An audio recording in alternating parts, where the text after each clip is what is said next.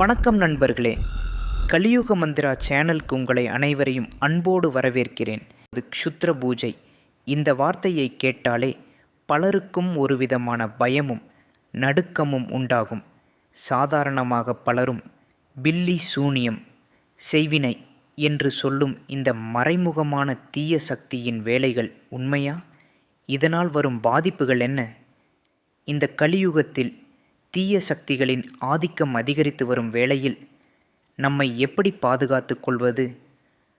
அந்த பாதிப்புகளிலிருந்து எப்படி விமோசனம் பெறுவது? முதலில் க்ஷுத்ர பூஜை என்றால் என்னவென்று தெரிந்து கொள்ள வேண்டும். க்ஷுத்ரம் என்றால் சிறியது அல்லது தாழ்வானது என்று பொருள். அதாவது நல்ல தெய்வங்களுக்கு செய்யும் பூஜையிலிருந்து விலகி தாழ்வான அல்லது தீய சக்திகளை, பிசாசுகள், பேய்கள், சண்டாள தேவதைகள் வேண்டி மற்றவர்களுக்கு தீங்கு விளைவிக்க செய்யப்படும் வழிமுறையே க்ஷுத்ர பூஜை. இது பொதுவாக பில்லி, சூனியம், ஏவல், மாந்திரீகம், செய்வினை என்று பல பெயர்களில் அழைக்கப்படுகிறது. பிறருடைய முன்னேற்றத்தை தடுக்க, குடும்பத்தில் சண்டை சச்சரவுகளை ஏற்படுத்த, தொழில் நஷ்டத்தை உண்டாக்க என பல தீய நோக்கங்களுக்காக பயன்படுத்தப்படுகிறது. ஒருவரை பாதிக்க இந்த பூஜைகள் செய்யப்படும் போது அது அவர்களின் உடல், மன ரீதியான ஆரோக்கியம், குடும்பச் சூழல், பொருளாதார நிலை என அனைத்திலும் பெரிய அளவில் பாதிப்பை ஏற்படுத்தும். உதாரணமாக, காரணமே இல்லாமல் உடல்நலக்குறைவு, தூக்கமின்மை, தீய கனவுகள், எந்த வேளையிலும் நாட்டமின்மை, குடும்பத்தில் நிரந்தர சண்டை ஆகியவை இதன் அறிகுறிகளாக இருக்கும். க்ஷுத்ர பூஜையால் பாதிக்கப்பட்டிருப்பதை நாம் எப்படி தெரிந்து கொள்வது? இந்த க்ஷுத்ர பூஜையால் பாதிக்கப்பட்டால் சில முக்கியமான அறிகுறிகள் தெரியும். திடீர் உடல் சோர்வு, சரியான மருத்துவ காரணமின்றி நோய்வாய்ப்படுவது, உடல் வலி, எப்போதும் ஒருவித பயம் மற்றும் பதற்றம், மன அழுத்தத்தில் இருப்பது, தற்கொலை எண்ணங்கள், மனக்குழப்பம், நல்ல விஷயங்களை கேட்க பிடிக்காமல் போவது, வீட்டில் தொடர்ந்து சண்டை, கெட்ட வாசனை வருவது, வீட்டில் வளர்க்கும் செடிகள் அல்லது செல்லப்பிராணிகள் திடீரென்று இறந்து போவது, திடீர் தொழில் நஷ்டம், வியாபாரத்தில் தொடர் சரிவு, கடன் சுமை அதிகரிப்பது. க்ஷுத்ர பூஜை பாதிப்பிலிருந்து மீண்டு வர ஒரே வழி தெய்வத்தின் சரணாகதி. தீய சக்தியின் பலம் எவ்வளவு பெரிதாக இருந்தாலும் இறைவனின் சக்தி அதைவிட பல மடங்கு பெரியது. நாம் சர்வ சாதாரணமாக சொல்லும் ஒரு சில மந்திரங்களுக்கே அந்த தீய சக்திகள் அஞ்சும். குறிப்பாக க்ஷுத்ர நிவர்த்திக்குரிய சில தெய்வங்களை முறையாக வழிபடுவது அவசியம்.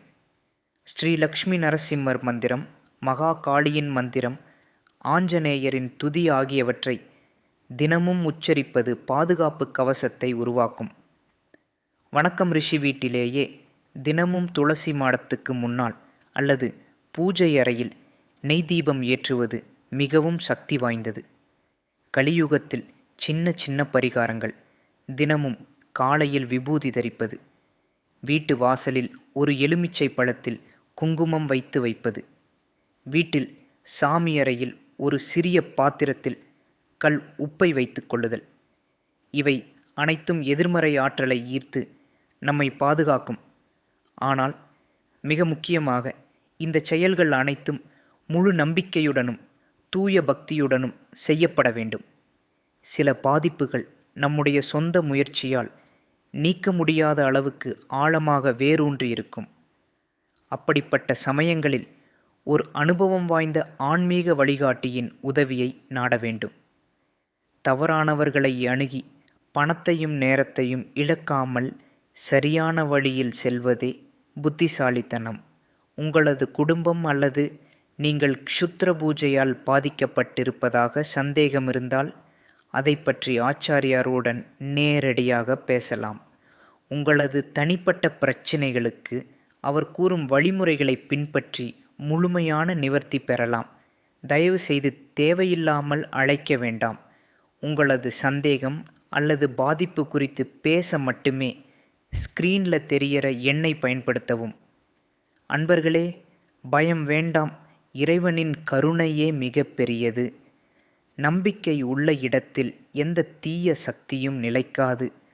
உங்கள் வாழ்க்கையில் உள்ள அனைத்து இருளையும் நீக்க வெளிச்சத்தை நோக்கி பயணிப்போம். இந்த வீடியோ உங்களுக்கு பயனுள்ளதாக இருந்தால் மற்றவர்களுக்கும் பகிருங்கள். கலியுக மந்த்ரா சேனலை சப்ஸ்கிரைப் செய்யுங்கள். நன்றி, வணக்கம்.